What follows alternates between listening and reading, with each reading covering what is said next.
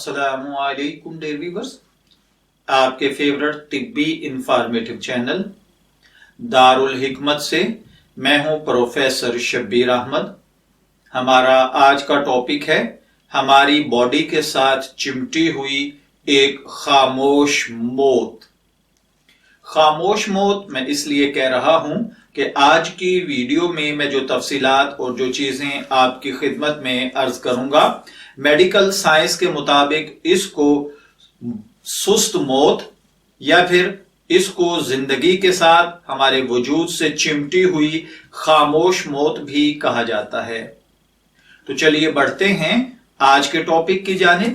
حالیہ ریسرچ میں یہ بات سامنے آئی ہے کہ ہمارے پیٹ کی چربی میں اضافہ آپ کی جلد موت کا سبب بن سکتا ہے۔ میڈیکل ریسرچ میڈیکل جرنل میں شائع کردہ ایک ریسرچ میں کہا گیا ہے کہ پیٹ کی چربی بہت جلد موت کی وجہ بن سکتی ہے، اور قبل از وقت موت کے خطرے کا تعین کرنے کے لیے باڈی ماس یعنی انڈیکس، جسے BMI کہا جاتا ہے، اس کا استعمال کیا جاتا ہے۔ باڈی ماس انڈیکس یعنی BMI اصل میں ہے کیا چیز؟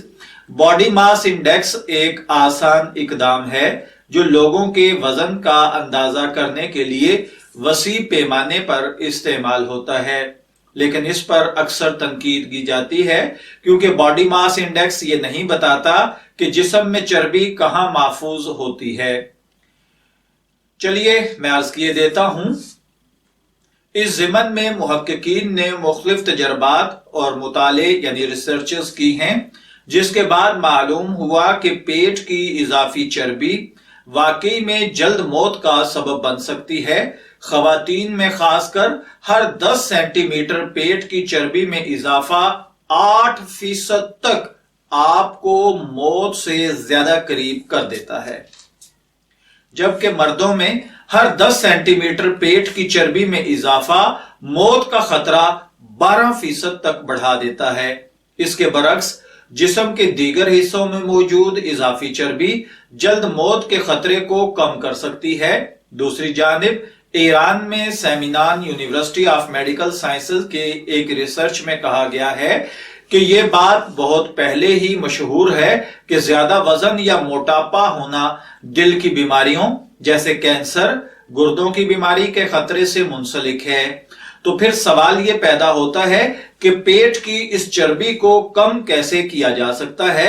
تو اس کے لیے یاد رکھیے یہ چند اقدامات اگر ہم اپنی ریگولر روٹین میں اپنا لیں تو انشاءاللہ العزیز آپ نہ صرف یہ کہ پیٹ کی چربی کو بڑھنے نہیں دیں گے، بلکہ بڑھی ہوئی پیٹ کی چربی کو کم کرنے میں بھی کامیاب ہو جائیں گے، اور یوں آپ موت کی سفر بڑھتے ہوئے اس سپیڈ والے سفر کو کم کر پائیں گے۔